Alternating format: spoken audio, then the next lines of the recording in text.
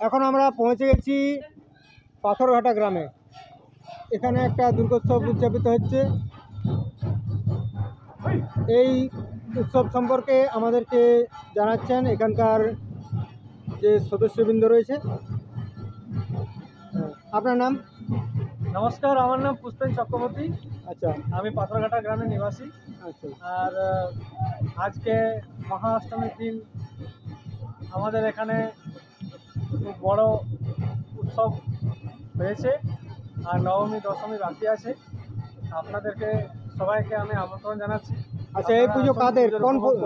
এটা কোন পরিবারের পুজো? এটা আমাদের চক্রবর্তী পরিবারের পুজো, ঘরোয়া পুজো এটা।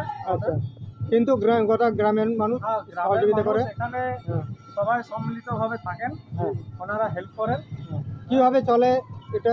আমাদের এটা যখন আমাদের এটা ঘরোয়া পূজা, সেই হিসাবে আমাদের তো সবাই বাইরে থাকেন সবাই। তো ওনারা ওই পুজো পারপাসে আসেন এখানে, কিন্তু সব দেখাশোনার দায়িত্ব গ্রামের মানুষই করে। গ্রামের মানুষের যেমন এনারা রয়েছেন, এনাদেরকে সব দায়িত্ব দেওয়া আছে। এনারা সব দায়িত্ব নিয়ে কাজ করেন। হ্যাঁ, খুব আনন্দ হয় বছরে একবার। তো বাইরে যারা থাকে তারা চলে আসে? ওনারা আসেন। অষ্টমী, নবমী, দশমী, এখন তো অষ্টমীর দিন পেরিয়ে গেল, নবমী দশমী এখন বাকি। ওনারা আসবেন।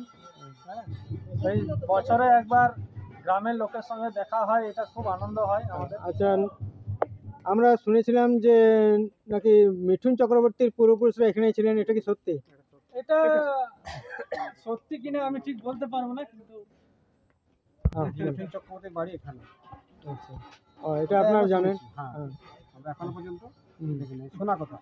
উনিও এই এসেছিলেন এখানে, ইলেকশন পারপাসে উনি এসেছিলেন।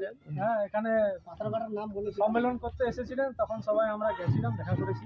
পাথরঘাটারই যারা নাম বলেছে। ঠিক, আপনারা এসব তথ্য আমাদেরকে দিলেন, অসংখ্য ধন্যবাদ।